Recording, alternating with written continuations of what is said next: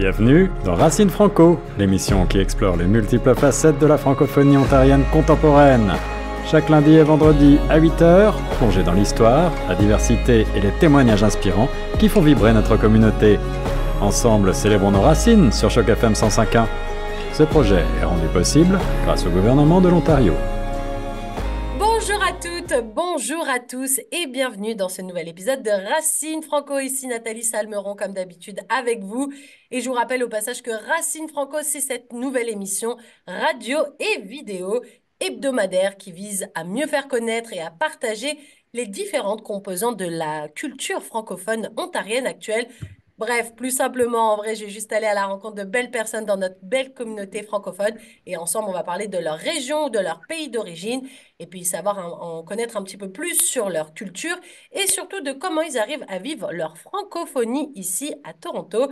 Aujourd'hui, avec moi, j'ai la chance d'avoir Madé-Rose Amian. Comment ça va, ma belle, aujourd'hui? Je vais très bien, Nathalie, et toi? Ben écoute, ça va, ça me fait très plaisir de te retrouver parce que toi, tu as eu la chance de faire un stage ici chez Choc FM il y a quelques temps. Donc, tu connais un petit peu les murs, tu connais un petit peu la maison. Mais aujourd'hui, on va s'intéresser un peu plus à toi, à ton histoire, à ton parcours. Est-ce que tu pourrais te présenter en quelques lignes pour les auditeurs de Choc FM 105.1 qui ne te connaissent peut-être pas encore? Bonjour les auditeurs de Choc FM, c'est Madé Rosamian. Pour ceux qui ne me connaissent pas, j'ai eu à faire le stage pendant l'été avec Choc FM. Eh bien, je suis étudiante à l'Université de l'Ontario français. C'est pas pour ceux qui ne connaissent pas, c'est en plein downtown. J'étudie la pluralité humaine. Et bon, je pense que c'est ça. Et je suis ivoirienne, je viens de la Côte d'Ivoire. Pour ceux qui ne connaissent pas, ou bien pour ceux qui ont suivi la Coupe d'Afrique des Nations, c'est nous qui sommes les champions actuellement. Donc. Donc, félicitations parce que je vois que ça a l'air de tenir à Merci. cœur. Tous les Ivoiriens en ce moment sont très, très, très contents d'un point de vue Oui, sportif. Donc, encore félicitations. C'est vrai que c'était une grande compétition que vous avez gagnée haut la oui, main. Donc, chapeau. Alors, justement, tu l'as dit, toi, tu viens de la Côte d'Ivoire. oui, Qu'est-ce que tu penses avoir ramené avec toi dans tes valises, dans tes petits sacs, quand tu es arrivé? Parce que ça fait pas si longtemps que ça que toi, tu es arrivé à Toronto. oui. Qu'est-ce que tu penses avoir ramené avec toi de ta culture ivoirienne ici à Toronto? Déjà, il y a la langue. Quand je parle, bon, c'est certes qu'il y a des personnes qui, quand ils m'abordent dans la rue, vu que je parle en anglais, d'autres se demandent si je suis nigérienne, je suis ghanéenne, parce que si je suis africaine, ils vont forcément se demander, vu que c'est là-bas qu'on parle le français.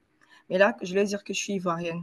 Mais quand je commence à parler pour quelqu'un qui est ivoirien, il sait déjà automatiquement que je suis ivoirienne à cause déjà de l'accent et à cause de certains mots, à cause du nouchi. Nouchi, c'est comme, je ne sais pas dire un dialecte ou une langue, mais c'est plus une manière de parler en français. Genre, on a notre façon de dire nos mots, nos phrases et tout ça, c'est propre à la Côte d'Ivoire. Comme tu disais, qu'est-ce que j'ai ramené déjà au pays? L'atiéké, le plat de la Côte d'Ivoire. Je peux pas, aucun Ivoirien ne peut voyager sans atiéké. Pour ceux qui ne connaissent pas, c'est de la semoule de manioc fermentée et on peut consommer avec du poisson thon qui fait notre plat, le garba. C'est notre plat, le plat de la Côte d'Ivoire. Et aussi, on a plusieurs plats comme le foutou sauce graine, euh, poulet braisé, je sais pas, poisson braisé, tout, tout, placali, sauce gombo, etc., etc. Mais ce que j'ai pris pour venir au Canada, c'est surtout ma langue, mon accent, parce que je suis toujours fière d'assumer que je suis ivoirienne. Et bon, sans oublier mes boules d'attiéké. C'est vrai que c'est important. Et de quoi tu es la plus nostalgique par rapport à la Côte d'Ivoire? Est-ce qu'il y a des trucs qui te manquent et des petits trucs que tu te dis, ah, là-bas, c'est quand même différent. De quoi tu es le plus nostalgique, Madérose? C'est plus la nourriture. Plus la nourriture. C'est Certes que souvent ce j'ai que j'ai à pris. cette réponse. Quand je pose Oui, cette question, la réponse est souvent soit la nourriture, soit la chaleur humaine du pays qui oui. manque un peu, ou alors la famille. C'est le top 3, je dirais, à chaque fois. Mais bon, par rapport à la famille, ma famille est là. Ma famille est ici. Ma famille fait juste la navette, dont on a l'occasion de se voir un peu tout le temps.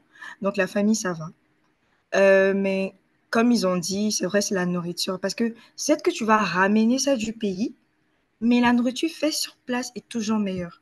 Toujours. Par rapport à la chaleur, je dirais que on était dans les 32 degrés, donc Non, quand C'est je quand parlais de même chaleur, je parlais plus chaud. de chaleur humaine, tu sais, Chaleur d'être humaine? entouré de gens, l'accueil, le côté bienveillant. Des fois, Oh, dans oui, certaines oui, cultures, c'est certaines vrai. communautés, c'est quelque chose qui vont leur manquer un petit peu. C'est vrai déjà, parce que là, c'était un choc quand je suis arrivée ici et puis j'ai constaté que chacun était concentré sur sa propre vie. Parce que là-bas, tout le monde est content, on te salue, on parle avec toi, on parle avec les inconnus, on t'aborde tout le temps. Mais ici, chacun est concentré sur sa vie. Donc, je pourrais dire que vraiment, l'entourage dans mon pays, ça me manque un peu. Mais ce qui me manque le plus, c'est la nourriture. La nourriture, vraiment. Et comment elle est la communauté ivoirienne ici? Je pense que justement, peut-être grâce à cette Coupe d'Afrique des Nations, ça a pu permettre à la communauté ivoirienne de se retrouver à des endroits pour Oui. pouvoir profiter des matchs et tout. Mais est-ce que avant ça, tu avais remarqué à quel point elle était grande, à quel point elle était imposante?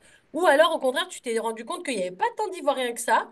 Comment tu la trouves, cette communauté, et comment elle est répartie un petit peu ici à Toronto? Déjà, j'ai su qu'il y avait une communauté ivoirienne grâce à ma famille. Parce que on vivait à Mississauga et c'est à Mississauga il y a plus d'Ivoiriens. Donc ma famille et ses amis se sont retrouvés, ils ont créé une communauté. Et quand il y a eu la CAN, vu il y a une église où tous les Ivoiriens ont l'habitude de partir, tous les Ivoiriens de Mississauga précisément, c'est déjà une église francophone. Ça s'appelle Église Sainte-Famille. C'est situé en plein dans l'école Sainte-Famille. Donc, vu qu'ils savaient que tous les Ivoiriens se rassemblaient là-bas tous les dimanches, ils ont profité pour faire une salle où ils allaient regarder ensemble, ils allaient vivre la canne et tout ça, les victoires. Bon, et aussi à l'université, on est pratiquement juste, je pourrais dire, sur 500 ou 400 élèves étudiants, on est juste 10. Donc, on est vraiment en minorité. On a su vivre la canne ensemble. Mais au-delà C'était de la pas Cannes, est-ce qu'il y avait des... Tu disais, tu parlais de cette église. Est-ce que justement c'était un endroit qui est rassembleur, justement, cette église? Ou alors c'est un peu difficile au-delà de ça de savoir qui est ivoirien et qui a envie de profiter de la culture et de la communauté pour faire des choses ensemble, se retrouver, partager un match ou partager des repas ou juste partager des moments ensemble, en fait. Je dirais que c'est plus l'Église qui les a rassemblés, parce que comme on sait déjà dans la religion bon, chrétienne, catholique, quand tu finis la messe et tout, on te demande de faire la connaissance de tes frères en Christ, tout ça. Donc, après la messe, on se rejoint, d'autres parlent, d'autres communiquent. Ils vont se poser les questions, par exemple, tu fais quel travail, ta famille, tu viens de quel pays. Mais une fois que tu parles, on sait déjà que tu es Camerounais ou tu es Ivoirien. Déjà, dans ton accent, on sait déjà. Et quand une personne entend, automatiquement, c'est ah, mon frère ivoirien, ma soeur ivoirienne. Et là, c'est comme ça, petit à petit, on se dit ah, mais on a créé une communauté ivoirienne. Tu veux qu'on t'ajoute au groupe? Au fur et à mesure, ça grandit, ça grandit, ça grandit. Et là, vraiment, on a créé une grande communauté. Je ne savais pas qu'il y avait autant d'Ivoiriens à Toronto. Je ne savais pas. Comment ça s'est passé, Madéros, ton parcours d'intégration? Parce que toi, ça fait pas si longtemps que ça que tu es là. Rappelle-nous un Mhm. petit peu quand est-ce que tu es arrivé et comment ça s'est passé. Est-ce que bah, le fait d'être entouré de ta famille, ça a facilité ou est-ce que c'était plus difficile? Les premiers pas, l'école, tes repères ici. Comment ça s'est passé ton parcours d'intégration, Madéros? Déjà, je suis arrivée le 10 septembre 2022. Donc, ça fait pratiquement presque 2 ans que je suis là. Au départ, c'était pas tellement difficile que ça parce que j'avais l'appui de ma famille. Mais bon, pour aller à l'université, je partais seule, je vivais à Mississauga, donc j'étais pratiquement à 1 heure de l'université, vu que je prenais le train. Mais si je devais prendre un autre moyen de transport, par exemple le bus, j'allais être carrément à 2 heures. Donc c'était un peu compliqué. Mais bon, vu que j'étais aussi à l'école en temps partiel, je partais juste 3 jours à l'école et le reste de la semaine, j'étais à la maison. Donc, quand je suis à la maison comme ça, je profitais pour prendre mes repères, pour ne pas me perdre. C'est vrai que je me suis perdue plusieurs fois, c'était pas vraiment facile avec les bus, les arrêts. Quand tu pars, tu prends le nord, après tu dois prendre le sud, tu prends l'est. C'était vraiment, vraiment, vraiment compliqué. Mais bon, après, j'avais l'appui de ma famille, c'est bien passé. Et là, maintenant, j'ai décidé de ne plus être avec ma famille. Vu que je suis majeure, j'ai décidé d'être seule. Donc là, je vis au moins à 50 minutes, 40 minutes de l'université. Donc, c'est vraiment facile pour moi de me déplacer. Je peux au moins profiter de mon temps avant d'aller à l'école. ce que je ne pourrais pas faire avant, vu que j'étais obligée de me lever tôt, sortir tôt, tout ça. Mais là, maintenant, vu que je ne suis pas loin de l'université, c'est plus facile pour moi. Est-ce que tu dirais que ce serait quoi les principaux défis auxquels tu as dû être confronté? Est-ce que c'était la barrière de la langue? Est-ce que justement c'était le fait d'être en famille et que c'était pas forcément un avantage, puisque au final tu as pris ton envol et tu as voulu avoir ta petite intimité à toi sans vivre sous le toit familial, on va dire. C'était quoi pour toi les principaux défis et comment tu as pu les surmonter au final? Bon, je n'ai pas dit que la barrière linguistique était vraiment un défi, mais c'est vrai qu'il y a certains mots que je ne maîtrisais pas, il y a certaines conversations que je ne pouvais pas facilement engager. Donc, ma solution, c'était plus déjà à l'Université de l'Ontario français. Je pense que peut-être c'est parce que c'est une nouvelle université, mais parce qu'on est en minorité et que c'est le français. On est plutôt soudés là-bas. Donc, j'avais eu recours à demander à des amis de m'aider. Par exemple, si j'ai des papiers à faire ou des trucs auxquels je devais répondre, par exemple, quand je cherchais la maison, c'est plus mon ami qui communiquait avec les agents, tout ça, pour m'aider à trouver les apparts, qui pouvaient négocier facilement avec eux, puis que moi, je ne pouvais pas le faire. Mais à force d'apprendre, je pense que là, maintenant, ça va. Donc, au niveau de la langue, ça va un peu quand même. Et comme autre défi, je pourrais dire le climat. Le climat m'a beaucoup fatiguée, vraiment beaucoup fatiguée, parce que quitter dans la chaleur, de 32, 32 degrés, parfois 33 degrés, et se retrouver à -10, -12, Ouais, et encore, c'est j'allais dire, vraiment... -10, t'es gentil, parce que ça peut aller encore plus froid à Toronto. Oui, parce que mon premier hiver était vraiment rude, vraiment, vraiment rude. J'ai eu du mal, mais bon, quand je vois cet hiver, je dis vraiment aux autres que si vous étiez là l'année passée, vous auriez compris. Parce que cette année, c'est comme si on est en plein été. Il fait même pas froid. Pas du tout. Donc c'était là, c'était ça, c'était le climat qui était vraiment un défi pour moi. Et est-ce que dans ton parcours d'intégration, tu as fait appel à des organismes ou à des programmes qui existent ici pour aider justement les nouveaux arrivants francophones? Ou alors tu t'es plus appuyé sur tes amis et les connaissances que tu as fait à l'école? Bon, les premiers étaient mes amis. C'était mes amis qui avaient eu recours à leur expliquer quand j'avais besoin vraiment d'aide. C'était plus mes amis. Mais après, j'ai eu à solliciter le Centre francophone de l'Ontario. C'est eux qui m'aidaient. Autant je cherchais, après mon stage, je cherchais un petit job à faire pendant mes cours, vu que je suis encore à temps partiel. Donc, c'est eux qui m'aidaient. Ils m'ont aidé pour la rédaction de mon CV, tout ça. Dès ils ont de nouvelles opportunités, ils m'envoient toujours les liens, dépose ton CV là. Et vraiment, ils m'ont accompagné. J'ai vraiment eu assez de ressources avec le Centre francophone de l'Ontario. Et selon toi, Madero, c'est quoi les défis auxquels les francophones, les nouveaux arrivants, ils sont confrontés en arrivant? Est-ce que justement, toi, tu disais le climat, on a parlé un petit peu aussi de barrière de la langue, euh, Mm. de certains trucs où on n'est pas forcément habitué. Chercher un appartement ici à Toronto, c'est différent de le faire dans son pays d'origine, forcément, parce Mm. qu'on va te demander des papiers différents ou juste l'organisation est un peu différente. Ici, on sait que, par exemple, les agents immobiliers, ils sont pas à la charge du locataire, mais à la charge du propriétaire. Bref, c'est plein de petits détails qui sont un petit peu différents. Mais selon toi, qu'est-ce que tu dirais si je te dis, voilà, c'est quoi les défis auxquels les nouveaux arrivants francophones ils sont confrontés le plus? Comme tu as dit, c'est surtout le logement. C'est parfois difficile de se trouver un logement, surtout quand tu es seul. Surtout pour ceux qui sont vraiment introvertis, parce il y a vraiment beaucoup de... C'est vraiment pas à négliger, parce il y a vraiment beaucoup de personnes qui n'ont pas l'habitude d'aller voir les gens pour leur expliquer leurs problèmes, tout ça. Donc, je pourrais dire que c'est vraiment un gros problème pour les nouveaux arrivants. Déjà, ne pas savoir s'exprimer en anglais parfaitement et ne pas avoir d'appui, c'est-à-dire les amis, la famille, tout ça. Déjà, le logement, chercher le logement, c'est aussi un travail à temps plein parce que c'est vraiment pas du tout facile. Pas du tout. Moi-même, pour trouver un logement, c'est avec l'appui de mon oncle, ma famille. Sinon, seul, je pourrais pas. C'était vraiment difficile, même pour les visites. C'était mes amis qui m'accompagnaient parce que je pouvais pas aller seule. Tout ça. Mais je peux dire vraiment, les gros défis des nouveaux arrivants, Si c'est pas la barrière linguistique, le climat, le logement, euh, je sais pas, ça pourrait être quoi d'autre? Peut-être aussi la nourriture, parce qu'il y a certaines personnes qui sont compliquées en nourriture. Moi aussi, j'étais vraiment compliquée au niveau de la nourriture parce que tant que j'ai pas de la nourriture, par exemple, africaine, je ne mange pas. Parce que tout ça, les McDo, les burgers, ça me faisait grossir. Donc, je disais, bon, je veux pas manger trop de gras. Mais quand j'ai la nourriture de mon pays, je me sens plus à l'aise, plus confiante. Je sais pas, j'ai la nostalgie de mon pays. Voilà. Sinon, c'est ça les gros défis.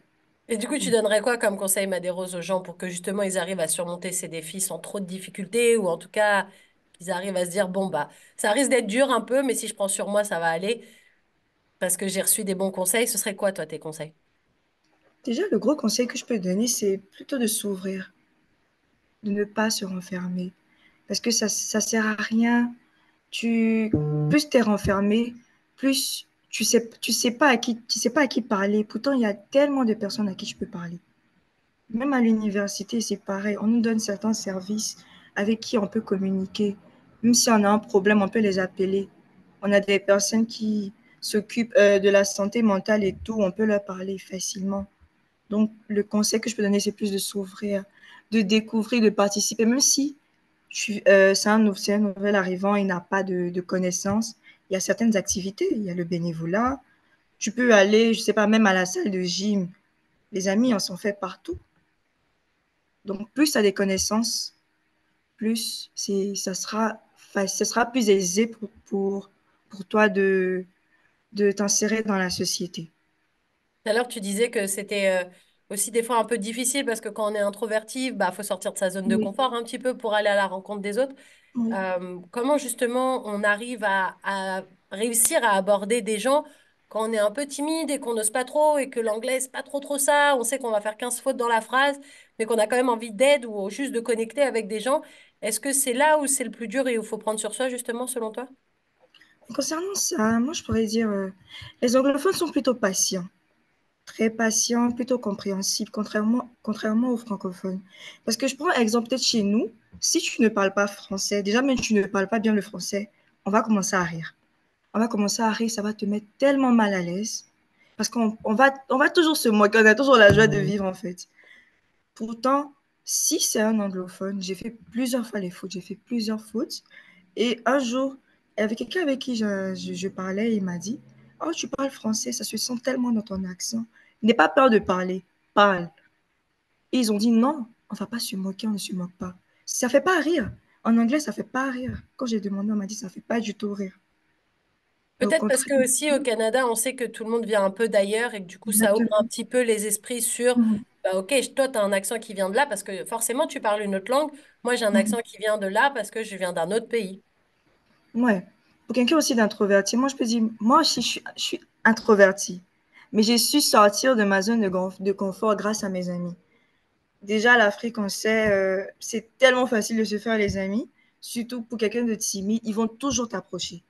Toujours t'approcher. Et à force de m'approcher, j'ai su sortir de ma zone de confort. J'ai su interagir facilement avec les autres, tout ça. C'est juste ça pour les introvertis, c'est juste sortir de sa zone de confort. Parce que tu ne peux pas seul. Tu ne peux vraiment pas seul. Il faut toujours que tu aies l'aide ou l'appui de quelqu'un. Toujours. Surtout ici au Canada, c'est très compliqué. Alors justement, ici au Canada, quand tu parles français dans la rue, moi, j'ai remarqué que on va te dire, ah, tu parles français, tu viens de France ou tu viens du Québec. T'ajoutes toujours ces deux trucs-là, comme si dans le monde, il n'y avait que ces deux endroits où tu étais capable de parler en français. On oublie que beaucoup de pays en Afrique parlent français, en Belgique, ça parle français, en Suisse aussi. Bref, je veux dire, en vrai, il y a des gens qui parlent français partout. Haïti, ça parle français et ils sont plus près du Canada que nous, on l'est de France, par exemple. Mais c'est vrai qu'il y a toujours ce constat de se dire, tu parles français, donc soit tu viens de France, soit tu viens du Québec. Qu'est-ce que tu penses, toi, justement, de ce truc-là? Et est-ce que tu penses que le fait de montrer de plus en plus que la francophonie, elle est diverse, tu vois, justement, je pense à la CAN, et je me dis que c'est génial des événements comme ça, parce que ça rappelle que ça doit être un grand événement africain, du continent africain, on parle plein de langues, ça se réunit, ça parle, ça rigole dans des langues différentes, à moitié l'anglais, à moitié les dialectes du pays, à moitié le français. Et justement, est-ce que toi, tu penses que mettre en avant toutes ces cultures différentes qui existent dans la francophonie, ça permet d'ouvrir encore un peu plus les esprits des gens et aussi peut-être de lutter un petit peu contre la discrimination de soit tu viens de France, soit tu viens du Québec? Oui, je pense que ça serait vraiment une bonne idée de montrer à certaines personnes que la francophonie ne se résume pas seulement à la France ni au Québec. Parce que c'est quand même un peu compréhensible. Il y a certaines personnes, ils font déjà le lien. Vu que tu parles français, on te dit déjà tu viens de France. Pourtant, c'est pas ça. Ils oublient en Afrique, il y a certains pays déjà qui parlent français. Il y a aussi certains pays qui parlent l'anglais. C'est ce qu'ils oublient. Mais je peux dire, c'est certaines personnes qui ont ce manque d'information. Ils savent pas nécessairement que il y a d'autres personnes qui parlent français en dépit du Québec et de la France, tout ça, mais bon. Moi, je les en veux pas pour ça parce que je sais que c'est juste le manque d'information. Mais pour moi, je peux dire, pour certaines personnes, ça peut être peut-être frustrant de se dire, bon, on ne connaît pas mon pays. J'ai eu à rencontrer plusieurs personnes. Quand je dis Côte d'Ivoire, ils me disent, c'est quoi Côte d'Ivoire? C'est où Côte d'Ivoire? Je dis, c'est en Afrique de l'Ouest. Je suis allée même décrire mon pays et montrer le drapeau. Vraiment, des fois, c'est un peu triste de savoir que certaines personnes ne sont pas assez cultivées. Parce que c'est ça. Si tu étais cultivé, là, tu allais au moins savoir que en Afrique, on a la Côte d'Ivoire, on a le Cameroun, on a plusieurs pays, le Sénégal, etc., le Maroc, etc. Mais c'est juste le manque d'information. Donc, j'espère que je reprends à ta question. Oui, clairement, clairement. Et Ouais. justement, c'est ce qui se, c'est ce qui se dégage un petit peu à chaque fois que je pose Mm. cette question. C'est ça, c'est le manque d'information, Oui. le fait d'être un peu frustré aussi, d'avoir l'impression que, tu vois, la France, quand tu le poses sur une carte du monde, c'est la taille d'une cacahuète. Et pourtant, à chaque fois que tu parles français, dire, ah, tu viens de France. Alors que je pense qu'il y a des pays qui sont grave, grave, grave plus grands que la France que certaines personnes ne connaissent pas du tout parce que c'est des pays qui sont en Afrique ou c'est des pays qui font pas assez la une des journaux pour les bonnes raisons ou quoi que ce soit et du coup on a tendance à les mettre de côté et à oublier que bah, la France est venue coloniser ces pays-là il y a longtemps et que le reste de cette colonisation bah, c'est aussi de parler français. Alors la colonisation il y a des bons et des très mauvais côtés, on est d'accord, mais voilà ça, les gens ont tendance à oublier que voilà il y a des pays d'Afrique où on parle complètement le français et que bah ouais en fait ils viennent pas forcément de France ces gens-là, ils viennent d'un pays du continent africain. Et au contraire, la francophonie, c'est ça, en fait. Moi, je trouve que c'est ce qu'il y a de beau dans ce truc, c'est que si on se met tous autour d'une table, on ne saura jamais dire lequel parle français ou lequel ne le parle pas parce qu'on aura tous une tête différente. Celui qui vient de France, celui qui vient de Belgique, celui qui vient du Congo, celui qui vient comme toi, de Côte d'Ivoire, quelqu'un qui va venir d'Haïti, on aura toute une tête différente. On va tous parler le français, mais on va tous avoir des petites spécificités sur notre français, tu vois. Comme tu disais, vous, en Côte d'Ivoire, vous avez cette façon particulière à vous. Moi, je viens de Paris, de région parisienne, j'ai ma façon à moi aussi de parler. Quand je parle avec quelqu'un qui vient de Belgique, elle aura sa façon aussi de parler. Et je trouve que c'est ça qui est cool, c'est de faire que autour d'une seule langue, il y a toutes ces cultures qui se mélangent. Et je trouve que ça fait un petit peu la passe. Tu vois, genre, toi, tu vas connaître un peu des trucs de la culture française. Toi, tu vas connaître un peu des trucs de la culture suisse, toi un petit peu des trucs du Mali, et du coup, ça fait que tous ensemble, on fait une belle unité. Moi, je trouve en tout Oui. cas. Oui. Alors, Madérose, on va passer à la deuxième partie de cette entrevue. Ça va plus être comme un Ok. quiz. Donc, je voudrais que quand je te pose une question, tu me répondes assez spontanément avec la première chose que tu as en tête. OK? Ok. Il n'y a pas de mauvaise réponse. Je le dis toujours, il n'y a jamais de mauvaise réponse. Ok. C'est toi qui me dis ce que tu penses. OK? Ok. Si je te dis l'acteur ou l'actrice, comédien, comédienne, la plus connue de Côte d'Ivoire, c'est qui? Go, Michel. Ok, ça a été rapide. Mm. C'est une actrice de cinéma ou de télévision? C'est un acteur télé. Ah, c'est un acteur, pardon. Mm. Comédien. Ok. Maintenant, musique. Si je te dis chanteuse, chanteur plus connu de Côte d'Ivoire. Didi B. Ok, j'aime bien, ça va vite là. Un film culte. Alors, c'est soit un film ivoirien méga connu que tout le monde a déjà vu, ou Mhm. alors un film qui parle de la Côte d'Ivoire et qui la met en avant pendant tout le film. Ça peut être les deux. Les coups de la vie. Mm. Tu vois, au final, ça répond très rapidement. J'aime bien, j'aime bien. Alors, on en a parlé un petit peu déjà tout à l'heure. On parlait de plats un peu typiques de la Côte Oui. d'Ivoire. Est-ce que justement, tu pourrais nous parler du plat? Je sais qu'il y en a toujours plein, hein, c'est toujours un peu compliqué, mais si tu devais en choisir, allez, deux max, de plats vraiment que si tu vas en Côte d'Ivoire et que tu goûtes pas ça, t'as raté ton truc, quoi. Le garba. Si tu vas en Côte d'Ivoire, tu goûtes pas le garba, c'est que ça sert à rien. Vends ton billet. Vincent disait. C'est vraiment à rien. C'est le Comment garba. c'est composé ce plat? C'est composé de la semoule de manioc fermentée qu'on appelle la tiéké, avec le poisson thon salé. On accompagne avec ça, avec l'oignon, la tomate et le piment. On peut ajouter le cube magique pour ceux qui mangent le cube. On peut juste mettre le sel avec la mayonnaise pour ceux qui aiment. Mais est-ce Sans que oublier de l'eau justement, bien glacée avec du coca bien glacé. ben justement, tu m'enlèves les mots de la bouche parce que j'allais dire, et si on devait parler boisson pour accompagner, ce serait quoi la boisson emblématique que tout le monde boit en Côte d'Ivoire? Du coca. La boisson que tout le monde boit en Côte d'Ivoire, c'est plus le coca.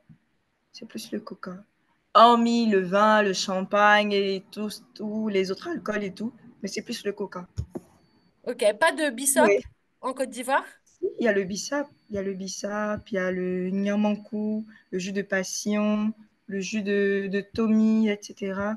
Mais après un bon plat d'attiéké, c'est toujours bon d'accompagner avec de l'eau bien glacée, pas l'eau tiède, mais l'eau bien glacée avec un coca aussi bien glacé. Et est-ce que tu arrives à justement trouver des restaurants ou des endroits où tu peux justement avoir la chance de manger ces plats-là? Ou c'est un peu compliqué et au final tu fais plus confiance au plat de ta mère? Bon, j'ai fait les recherches, j'avais trouvé juste 2 restaurants ivoiriens ici à Toronto. Je ne fais pas la promotion de quelqu'un, c'est juste le plateau et puis l'autre restaurant s'appelle l'Instant du Palais. J'ai eu Ouais. à déguster les plats de juste l'Instant du Palais. Je suis allée au moins 5 fois ou 6 fois. Et j'ai même recommandé à mes amis, que ce soit camerounais, congolais, ils ont même goûté au garba. Parce que j'en avais tellement parlé à l'université. Est-ce que vous avez goûté le garba? Est-ce que vous avez déjà goûté la tiéké? D'autres disent non, on n'a jamais goûté ça. Ils essaient de faire les liens avec leurs différents plats au pays. Je dis non, ça c'est juste unique en fait. Il faut que vous goûtez. Donc c'est comme ça que je les ai envoyés découvrir l'Instant du Palais. Et on a mangé ensemble la tiéké. Il y avait même du bissap, il y avait même du yaourt, façon faite de la Côte d'Ivoire. Il y avait même des brochettes. En tout cas, c'était vraiment. C'est une Ivoire. Déjà, même quand tu arrives, tu sens vraiment la Côte d'Ivoire.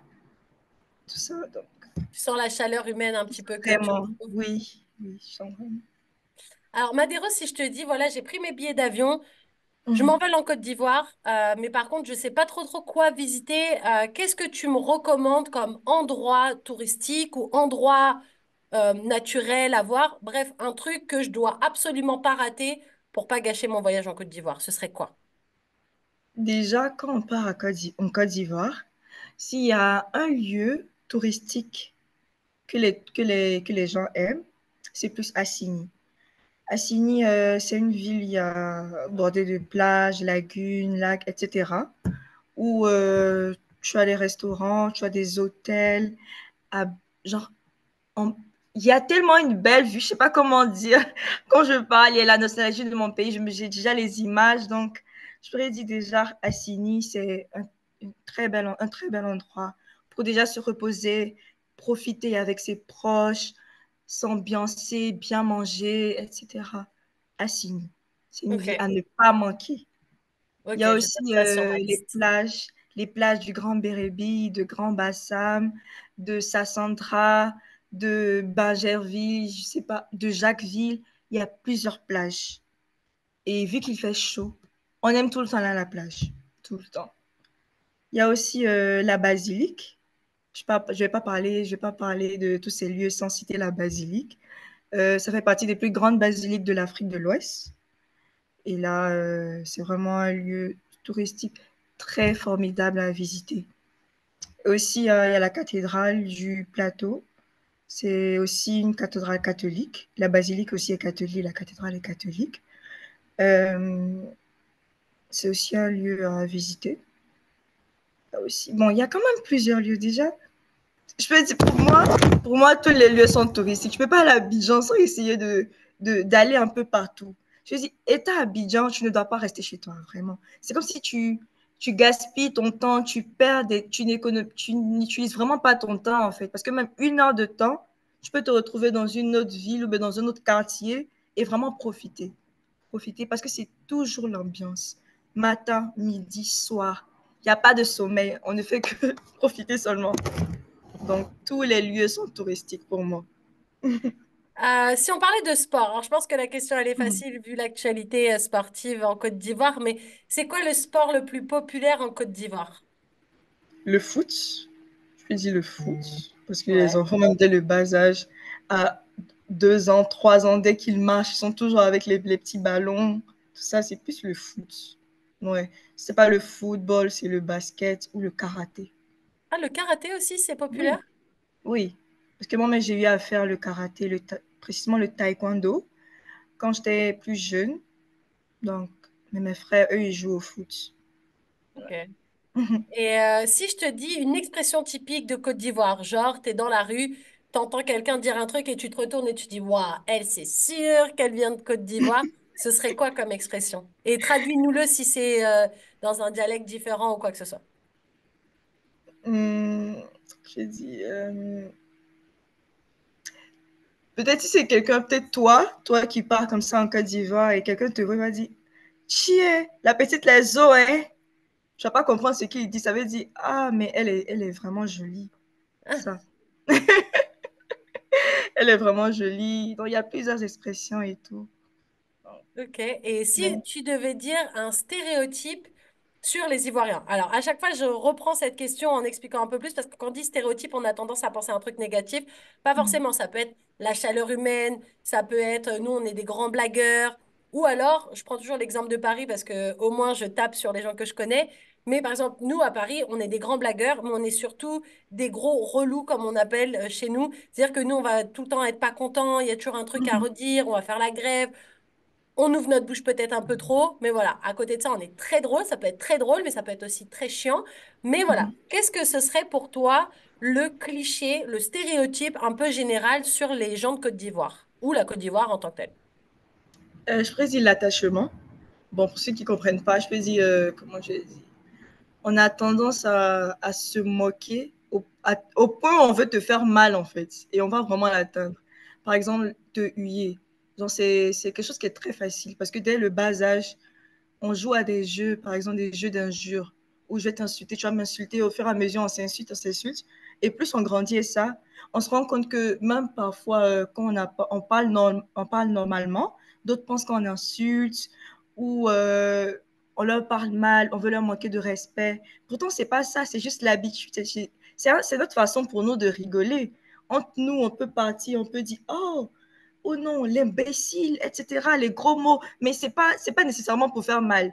Mais si c'est vraiment pour huer quelqu'un, attacher quelqu'un, comme on dit, on est vraiment très fort dedans. Et c'est l'un des stéréotypes qu'on donne souvent à la Côte d'Ivoire.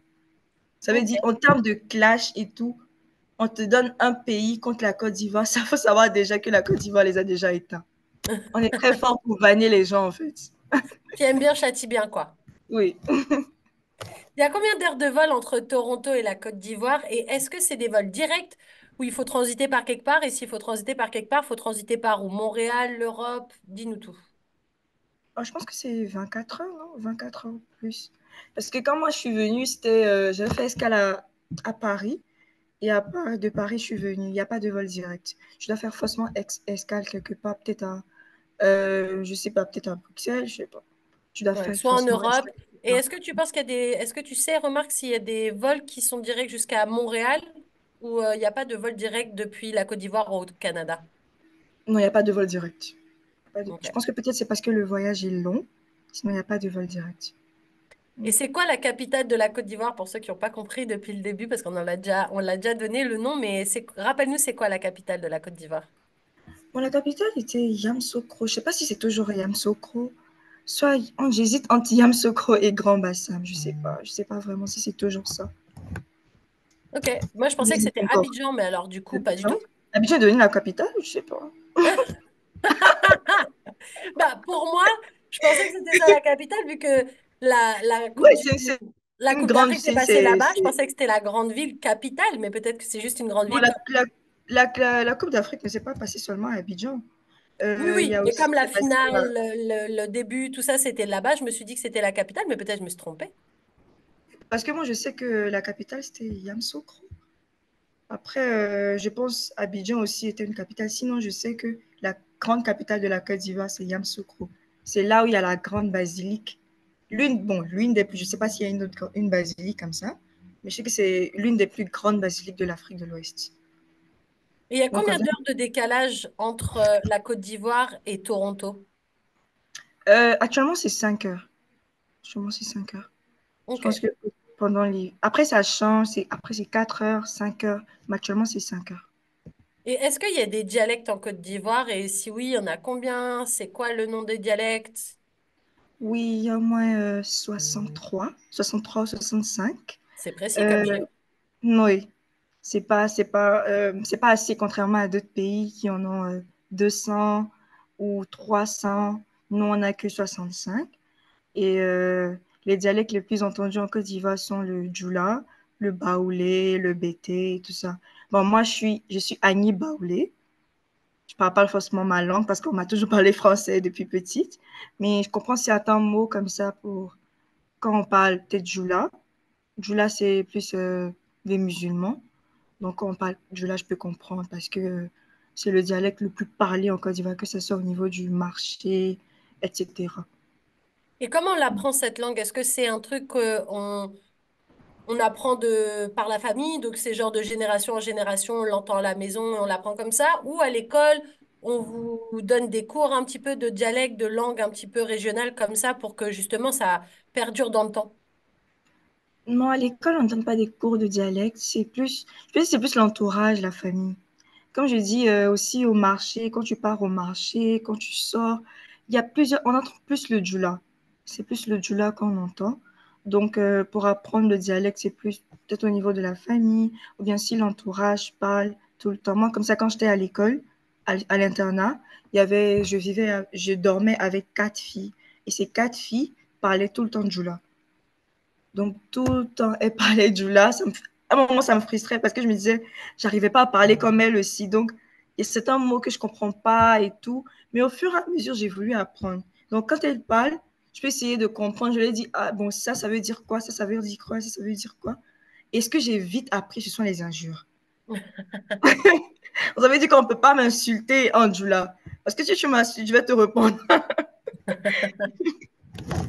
Est-ce qu'il y a un habit traditionnel en Côte d'Ivoire et ce serait quoi? Habit traditionnel. Le pankita. Le pankita, c'est chez le peuple Akan, le grand peuple Akan. Non, je pense que c'est plus le pankita au niveau Et comment ça se traditionnel qui est compose? représenté. C'est juste composé, le haut, c'est juste un dentelle, le dentelle blanc, et le bas, c'est le pagne. Le pagne est super lourd et on le double. Ça veut dire quand tu veux le porter, tu l'attaches ici à la poitrine et à ta taille, tu mets une corde et tu fais descendre le pagne afin que ça soit lourd, que tu sois vraiment, comment je vais dire ça, gonflé vers le bas. Non, c'est vraiment comme ça et tout. Et Est-ce que en c'est bas, des vêtements que tu portes pendant des cérémonies de mariage, des trucs un oui, peu c'est plus plus... pendant les cérémonies. C'est plus Ouais, pendant c'est les pas un truc que cérémonies. tu portes genre le dimanche pour sortir, quoi. Bon, le dimanche, pour quelque chose qui est déjà de base lourd, et il y a la chaleur, Mm. c'est pas très agréable de porter ça tout le temps. Mais les dimanches, on a plus l'habitude de porter les habits en pagne, parce que les dimanches, on va à l'église, donc on porte plus les habits en pagne. Mais pour ceux qui partent à la mosquée, il y a le bazin, qui est beaucoup porté. Mais comme habit traditionnel, c'est plus le pagne qui est Et est-ce qu'il y a recommandé. des danses traditionnelles également? Danse traditionnelle, bon, oui, il y a des danses traditionnelles, oui, des danses traditionnelles, mais bon. C'est nous, actuellement, avec la jeunesse, on a nous-mêmes nos propres styles de musique, on a nos propres styles de danse, des danses super, super énergétiques. Si tu n'as pas l'énergie, tu ne peux pas danser. Donc, on se... Non, on compte pas trop, genre, ça nous intéresse pas trop la danse traditionnelle.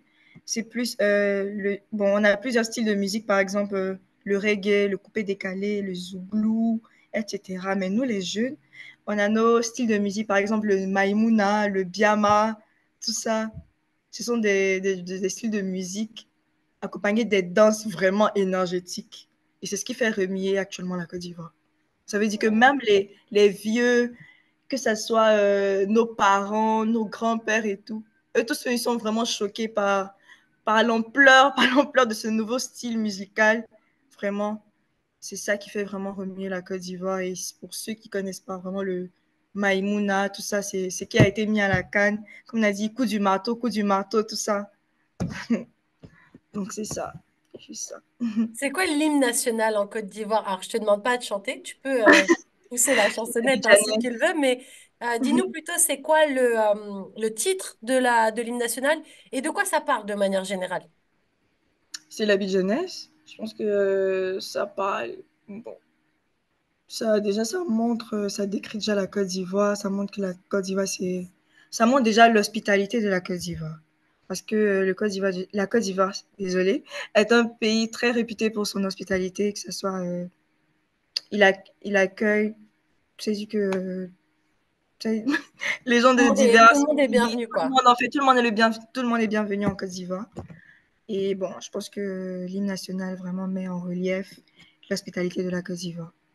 Et le Et aussi, drapeau, il ressemble à quoi?